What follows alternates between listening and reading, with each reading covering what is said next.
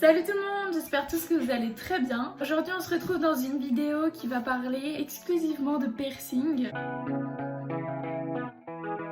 Alors il faut savoir que j'adore les piercings, que j'en ai plusieurs, et je me suis beaucoup renseignée là-dessus et que c'est vraiment un monde que j'aime énormément. Donc ce que je voulais vous dire en début de vidéo, c'était que si vous aviez des piercings, que vous vouliez partager vos expériences, tout simplement me montrer vos piercings, je suis totalement preneuse. Ça pourra peut-être même faire l'objet d'une future vidéo, avec votre accord évidemment, où je pourrais parler de vos expériences ou tout simplement montrer la beauté de vos oreilles parce que je trouve ça vraiment magnifique. Chacun a un peu sa manière et son style d'habiller ses oreilles et c'est cool de partager ça. Donc je pense qu'on est ready pour commencer cette vidéo. Let's go!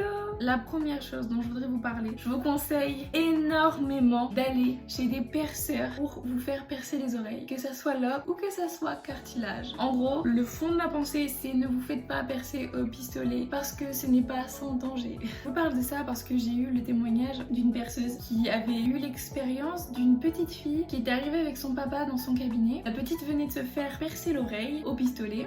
Pourquoi? Parce que le pistolet n'avait sûrement pas dû être adapté à l'oreille de la petite fille. Et le problème, c'est que cette petite fille s'est retrouvée avec un bijou enfoncé dans son oreille. Donc le bijoutier les avait redirigés vers cette perceuse. Mais la perceuse leur avait clairement dit là, je peux rien faire, hein. Là c'est l'hôpital, hein. Cette pauvre petite fille qui était sûrement, je crois, dans les âges du collège, avait dû aller à l'hôpital pour terminer sa journée. Elle a dû se faire ouvrir, enlever le bijou, se faire recoudre. Donc je pense que pour une première expérience, c'est vraiment la pire. Les seuls risques que vous pouvez rencontrer, c'est de tomber sur un perceur qui manque d'hygiène. C'est l'un des seuls vraiment risques que vous prenez en allant là-bas et ça se voit tout de suite. Je suis toujours tombée sur des perceurs vraiment top, donc j'espère que ça sera le cas pour vous aussi. Mais voilà, vraiment évitez au maximum les pistolets. Après, le libre arbitre existe, hein. Moi c'est juste un conseil que je vous donne. Donc pour commencer, je vais vous parler du premier trou qui a été fait dans les oreilles, qui est traditionnellement celui qu'on fait aux enfants. Donc je ne pourrais absolument pas vous parler de mon expérience par rapport à ça. Ensuite, mon deuxième trou dans l'oreille que j'ai eu, c'était le second trou au lobe. J'aimerais bien m'en faire un autre. Je les ai fait 2 fois, justement parce que la première fois, je suis allée chez un bijoutier et ça a pas du tout fonctionné. Justement, créé une infection à l'intérieur. Le bijou était inretirable. Là aussi, j'étais au collège et je pense que les prix c'est autour de 25-30 €. En bijouterie, il me semble que c'est à peu près la même chose. Ensuite, j'ai refait faire mon second lobe et là, tout s'est très bien passé. Je suis allée chez une perceuse. Ça m'a coûté 25 € pour faire les 2 lobes. Niveau douleur, je donnerais un 3 sur 10. Franchement, ça m'a un peu picoté, mais je pense que c'était vraiment lié à mon ancienne expérience ou peut-être qu'il y avait encore une petite boule, j'en sais vraiment rien. Ensuite, le piercing que j'ai fait après, c'était mon hélix. Franchement, c'était le lendemain de mes seconds lobes. Donc c'était pour le bac, hein. Je suis aussi allée chez un perceur. Tout s'est très bien passé. J'ai un petit peu saigné, mais ce qui est totalement normal. Ça m'a coûté 30 € il me semble. Et pour lui donner une note, je vous donne, mais clairement, j'ai tellement pas eu mal. On va dire 1,5 sur 10. Et vraiment, j'ai pas du tout eu mal. Ensuite, mon deuxième piercing que je me suis fait faire, je l'ai fait en même temps qu'un autre piercing. En fin de compte, j'ai fait le rook et le snug en août 2019 en même temps. Je les ai eu tous les deux. 55 € à la place de 60 €, donc 30 € le piercing. Pour parler du rook, là c'était une femme. Franchement, le rook, je lui donnerais un 3 sur 10, mais c'est totalement justifiable. Faut savoir que le 3 sur 10, ce n'est pas la douleur que j'ai ressentie quand je me suis fait percer, mais la douleur que j'ai ressentie quand elle m'a tiré de ouf l'oreille. Le rook est vraiment genre quasiment à l'intérieur de l'oreille, donc il faut vraiment bien choper l'oreille pour ne pas en fait y reprendre à plusieurs fois. Ensuite, du coup, le snug. Le snug. Il a toute une histoire celui-là. Je l'ai fait donc chez cette perceuse. Et de base, il coûte aussi 30 €. Et je pense que je lui mettrais un bon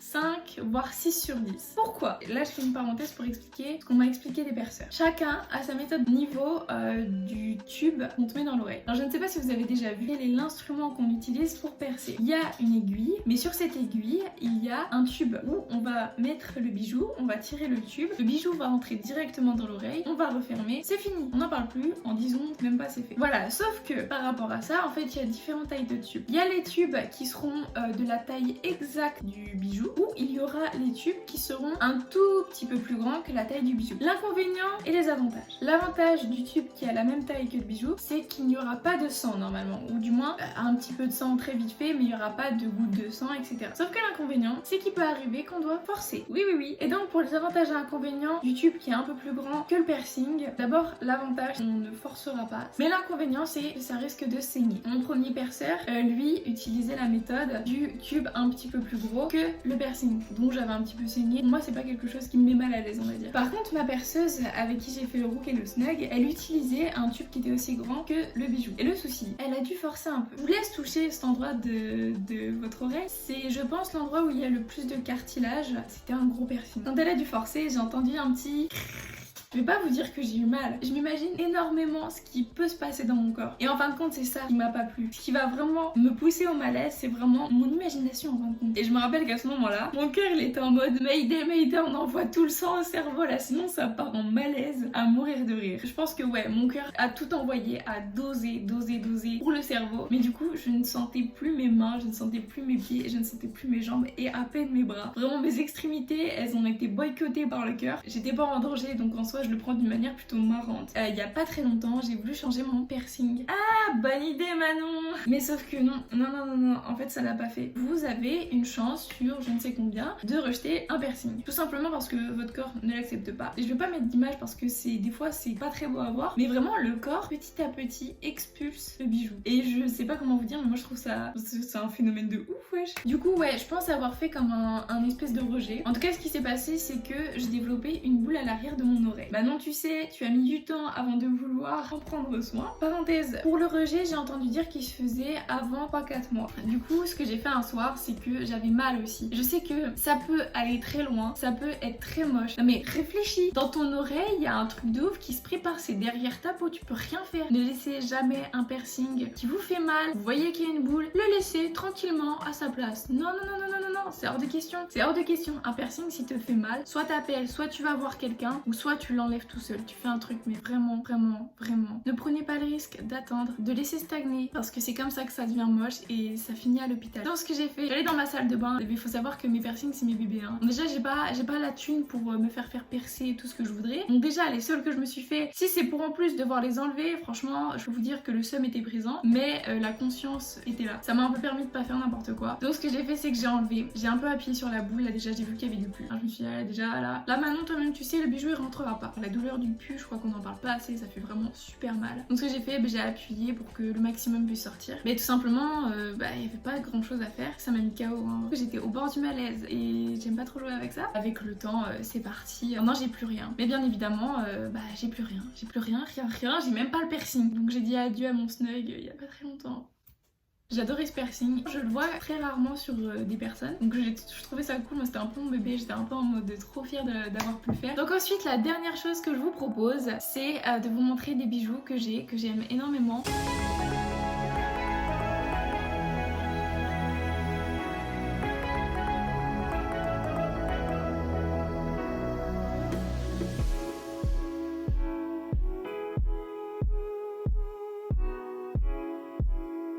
Je vous conseille de favoriser l'acier chirurgical dans le sens où normalement personne n'y est allergique. Il y a un site qui est super bien, je vous mets tout en description. J'espère vraiment que ça vous aura un peu guidé, ça vous aura peut-être motivé à vous faire percer et si c'est le cas, j'en suis honorée. Donc je vous le redis, mais n'hésitez pas à m'envoyer vos futurs piercings que vous ferez, vos projets niveau piercing. Et les petits gars, j'ai oublié de vous donner un conseil. Si vous voulez changer votre piercing, je vous conseille d'acheter des gants en latex, voilà. Si vous voulez, quand vous allez tourner votre bille, ça risque de pas assez adhérer à vos doigts et donc de pas être fermé à 100%. Et donc avec ça vous allez complètement adhérer au piercing et donc vous pourrez tourner à fond. Enfin bref, du coup voilà, donc petite astuce.